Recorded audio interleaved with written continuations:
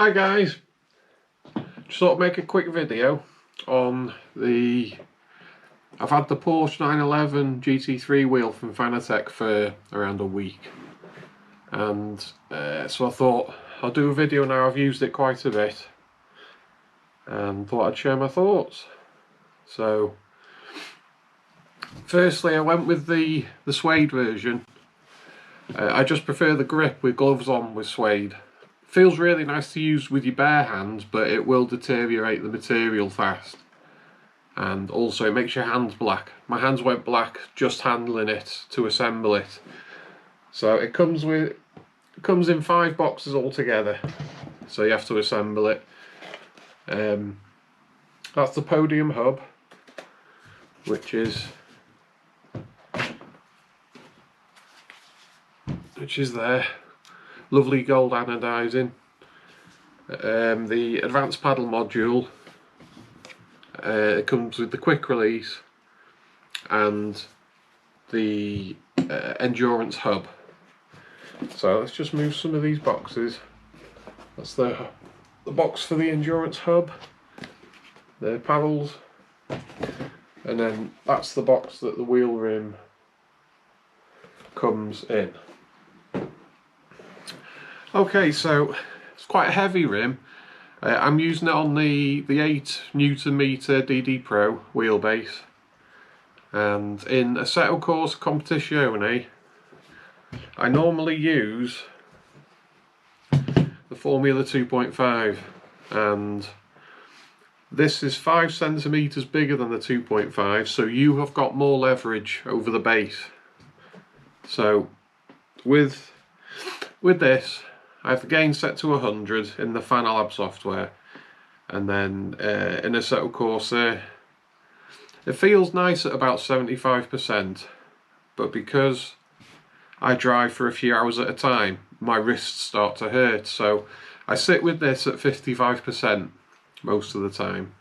So just put that to one side. Now when I switched over to this, to the Porsche wheel, it felt a lot lighter, so I turned the gain up to 75% in Assetto Corsa, and now that feels like it's the same strength as this at 55, so it takes about 20% more power to get this to feel as strong as the 2.5 on the 8 Newton meter base. So if you like running that at 100 all the time on the Formula wheel, you might find you need a stronger base, you know, the DD1 or 2 to run this. But for me it's fine, it works absolutely great. One thing you might have noticed, I've popped off all the button caps because I ordered these just turned up today. This is the button caps and sticker pack. So they're the ones I took off. And then it's silly priced, it was 38 quid to get this. So it comes with 2 sets of caps in, you know, all different colours. So you can designate the colour of the cap that you want to use. And then in here we have a selection of sticker sheets. So whether you want symbols or words. You basically, the coloured sheet, these are all tiny little circles, so you can put whatever colour you want on the button cap, so you can have it as 2 colours, and then put the whatever writing you want on each button cap. So very expensive. And interestingly, the white one, if you want to use you know, white wording on the caps, they do it on a white background, so you can't actually see what's what. Under whatever light it's hard to see anything, so that's interesting. And you get one more sheet. If you don't like having button caps with the words or symbols on them, and you prefer to put stickers next to the buttons, then that's what this sheet's for. So yeah, it's handy, but 38 quid. I don't know, it's pretty ridiculous. And it comes with some tweezers, makes it easier to pop the caps off. So that's that. In terms of the OLED display, there's 5 different sets of information you can have. Like set number 5 shows your tyre temperatures, speed and gear, and that'd be handy if it worked. But in iRacing it doesn't update the tyre temperatures. When you go into the pit, it changes them to whatever the temperature is at the time of pitting, but then it stops updating them as soon as you come out of the pit. So iRacing is hit and miss. It won't show the page that shows what your ABS and traction control are set to. That doesn't work on iRacing either. So yeah, in iRacing it's fine for, you know, your lap time, your gear, and what position you're in, but the rest doesn't really work that well. A set of course competition only works, seems to be flawlessly across the board. I've tried everything, and there was nothing I could find that didn't work in terms of the OLED display. It works very nice, the software works very nice, everything updated without any issue. I'm on Windows 11. So yeah, big thumbs up. So I've been using this quite a bit. It's really good if you're going to drive the Porsche. It feels really authentic. So yeah, brilliant. Expensive but brilliant. I'm still going to be using this for most things because I've got so used to it now. I've grown to really love it. Something this has that the Porsche doesn't is the vibration motors in the grips that vibrate when you hit the rev limiter or ABS kicks in or something. That's something I can give or take. It's okay, but I'm fine without it. But if you want rumble motors, then this is your choice really. I don't think any of the other wheels have it. So I'll plug it into the base, and then I'll switch over and we'll see what it looks like plugged in, and I'll show you the software. Won't be a mo. Okay, so here we are in the sim, and just put my gloves on. So when you've powered it up, it displays, I've got it set on a Assetto Corsa to display page 3, which is traction control, ABS, engine map, brake bias, oil temperature. You don't really need oil temperature to be honest, but that's the one I like to use for ACC. iRacing, it's a bit hit and miss on what you can display. This one can be useful as well if you want to see your position, last lap, current lap, how many laps you've done. This one for endurance racing, this could potentially be handy for iRacing, but I haven't tried it to see if it works. It shows you fuel, ERS, delta, and I've just clicked on. Does it show DRS as well?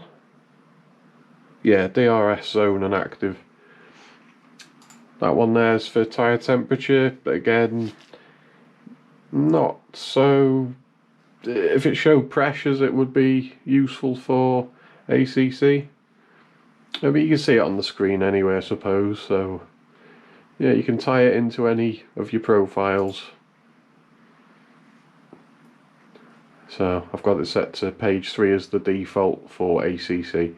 LEDs, this is where you customise your LEDs and your pit lights. I'll show you how all that looks in a mo. Actually, let's go into ACC now.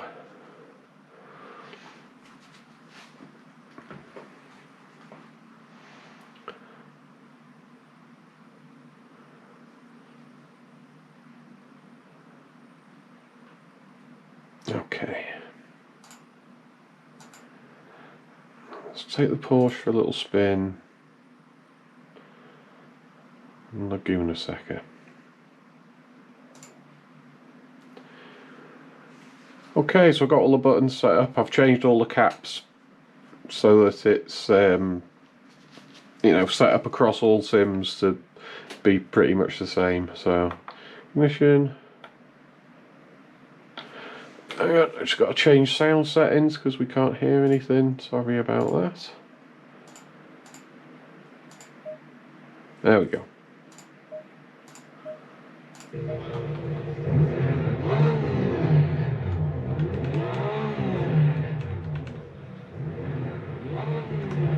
There we go. Let's go. Alright, pit limiter. So blue lights for when pit limiter is active. And then when I turn it off, away we go, and you can see the rev lights then.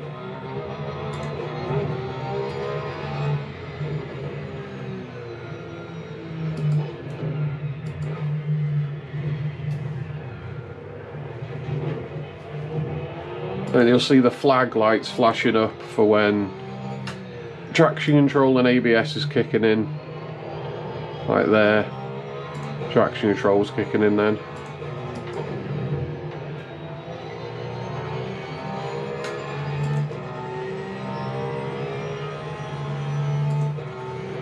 It does feel great driving the 911 with this wheel. I don't know how well you can see the field of view. I'll just check the preview on my phone. Yeah, you're a little bit high because it's the GoPro strapped to my head. But from my view, the field of view is perfect.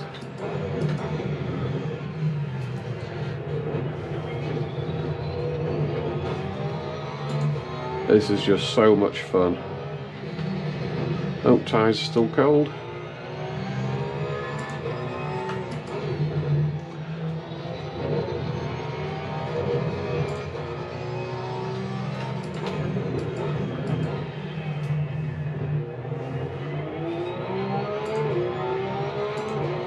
Yeah, I've got the temperatures set for tyre temperature on the display at the moment. And you can see in ACC it updates,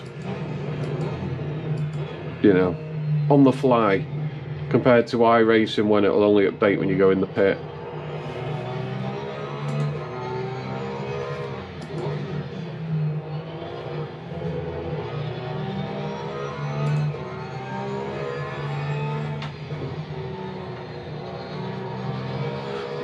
Tyres are still a little cold. Yeah, it would be nice if you could get it to display tyre pressures, but maybe that's something they'll add at a later date, because they can always update the software and give us extra features.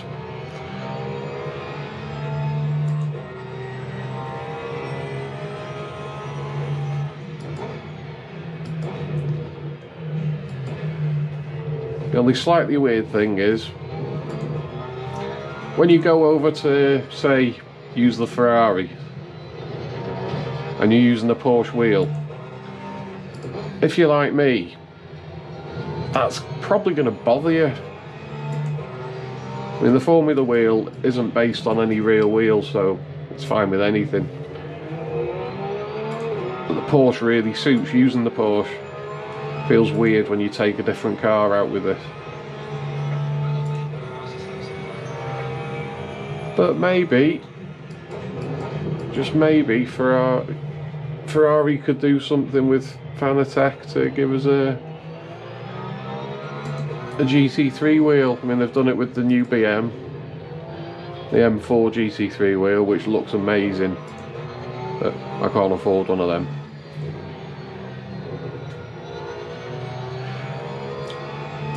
Like Thrustmaster, they've got a few Ferrari wheels. I've got two of them there, and they're really good for the price. They're quite good value for money. I'd love to see Fanatec bring out something based on a Ferrari. I'm sure it'd be expensive, but I'd get rid of a kidney. You only need one.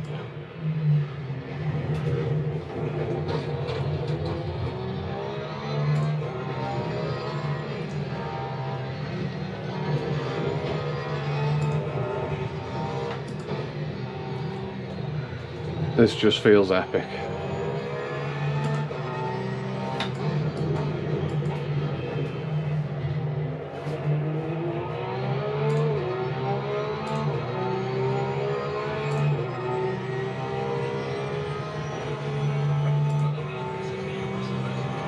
I can sit and do this all day, just having random laps around some of my favourite tracks and never get bored. At the moment, Lowfield Motorsport are on their week break after the end of the season, so I'm using this week just to basically just practice and tweak setups, and then hopefully get out the rookies when the new season starts on Monday the 3rd. Really excited to try and get out the rookies and start climbing the ladder.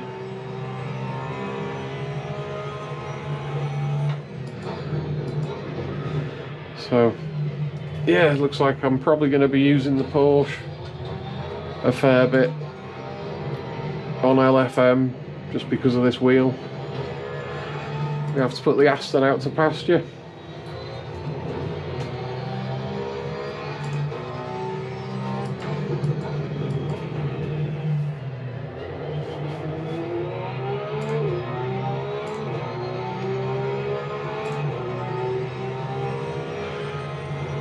Okay, there we go. I'll park up now. So yeah, absolutely brilliant. Made up with this wheel, and I can see what's going to happen. I'm going to end up just collecting all of them. The BM one's going to be last though, because yeah, it's a bit expensive. However, I'm sure I can find a place for it in my collection. Okay, so there we go. That's the 911 GT3 wheel in action. And that's all the software. So yeah, brilliant stuff. Right, I won't take up any more of your time because I think I've been waffling a good while. So thanks for watching. Take care. Bye.